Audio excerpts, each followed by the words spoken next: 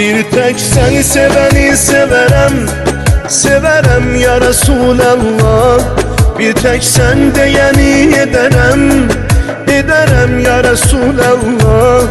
Uğruna ben bu canımı feda vererem ya Resulallah. Eşkine gönlümü ömrümü kurban vererem ya Resulallah. Uğruna ben bu canımı feda vererem ya Resulallah. Eşkine gönlümü ömrümü kurban vererem ya Resulallah.